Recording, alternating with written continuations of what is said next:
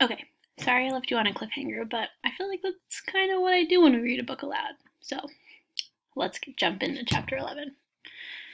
Something whirled around inside Jess's head. He opened his mouth, but it was dry, and no words came out.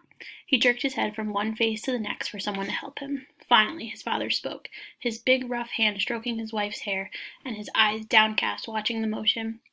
They found the Burke girl this morning down in the creek. No, he said, finding his voice. Leslie wouldn't drown. She could swim real good. That old rope you kids been swinging on broke. His father went quietly and relentlessly. They think she must have hit her head on something when she fell. No, he shook his head. No. His father looked up. I'm real sorry, boy. No, Jess was yelling now. I don't believe you. You're lying to me. He looked around again wildly for someone to agree, but they all had their heads down except Maybelle, whose eyes were wide with terror. But, Leslie, what if you die? No, he said straight at Maybelle. It's a lie. Leslie ain't dead. He turned around and ran out the door, letting the screen bang sharply against the house. He ran down the gravel to the main road, and then started running west, away from Washington and Millsburg and the old Perkins place. An approaching car beeped and swerved and beeped again, but he hardly noticed. Leslie, dead.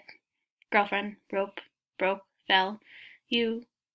The words exploded in his head like corn against the sides of the popper. God, dead, you, Leslie, dead, you. He ran until he was stumbling, but he kept on, afraid to stop, knowing somehow that running was the only thing that could keep Leslie from being dead.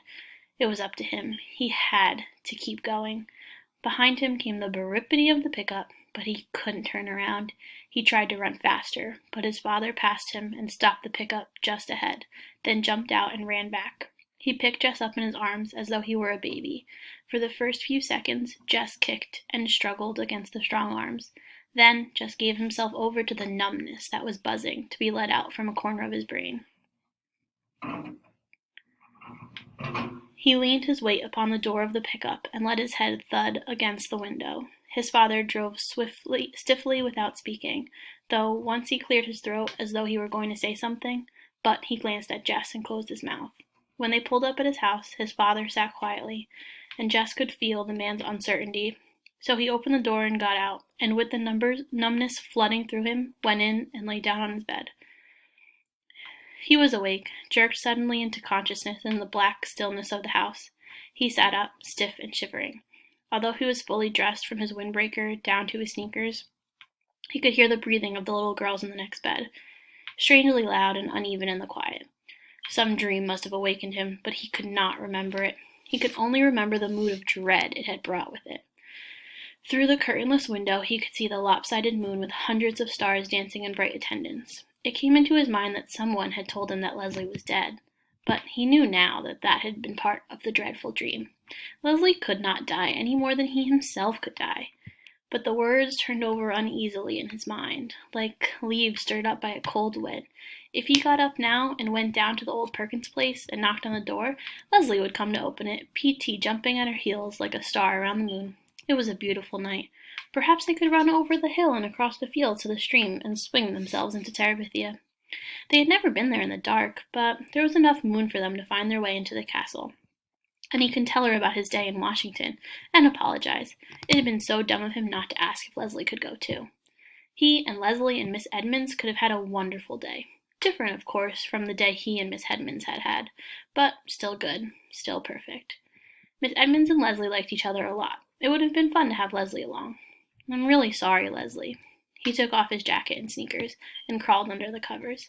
I was dumb not to think of asking. It's okay, Leslie would said. I've been to Washington thousands of times. Did you ever see the buffalo hunt?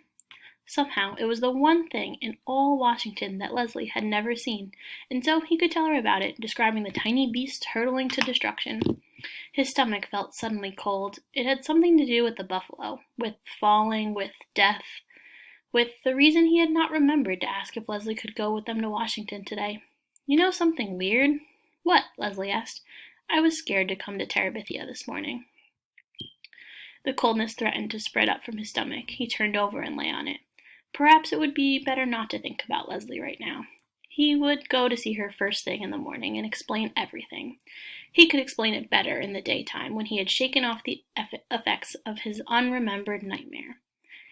He put his mind to remembering the day in Washington, working on details of pictures and statues, dredging up the sound of Miss Edmonds' voice, recalling his own exact words and her exact answers.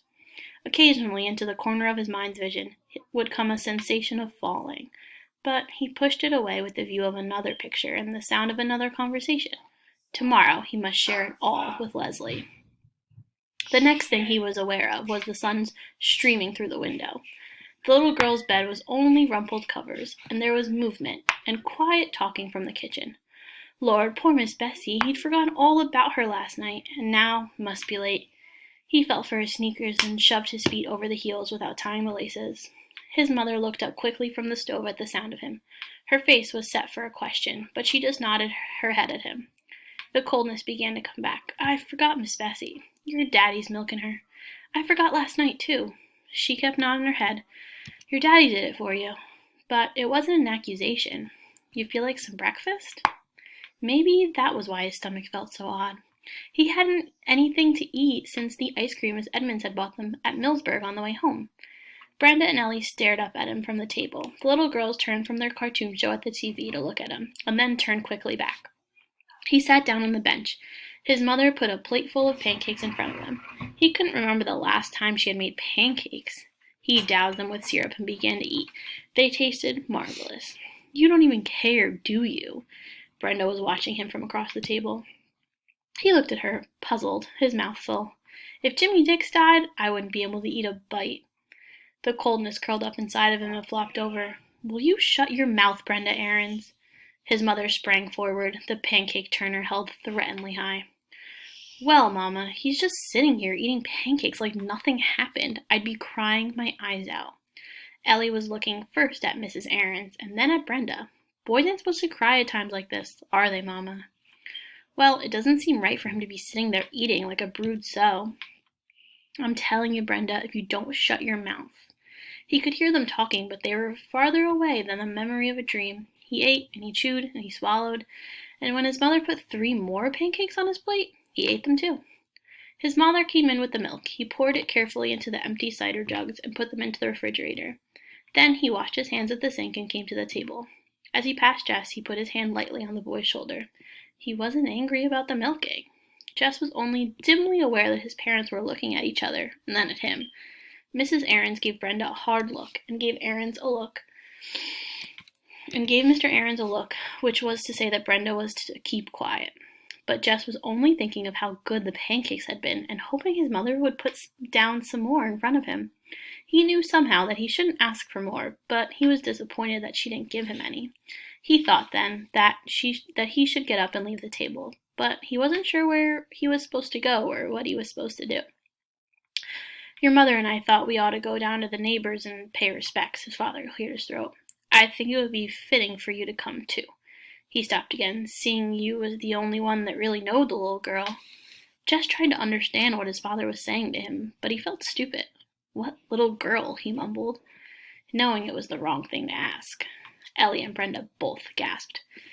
His father leaned down the table and put his big hand on top of Jess's hand. He gave his wife a quick, troubled look, but she just stood there, her eyes full of pain, saying nothing. Your friend Leslie is dead, Jessie. You need to understand that. Jess slid his hand out from under his father's. He got up from the table. I know it ain't an easy thing. Jess could hear his father speaking as he went into the bedroom. He came back out with his windbreaker on. You ready to go now? His father got up quickly. His mother took off her apron and patted her hair. Maybelle jumped up from the rug. I want to go too, she said. I'd never seen a dead person before. No, Maybelle sat down again as though slapped down by her mother's voice. We don't even know where she's laid out at, Maybelle, Mr. Aarons said more gently. Getting serious here.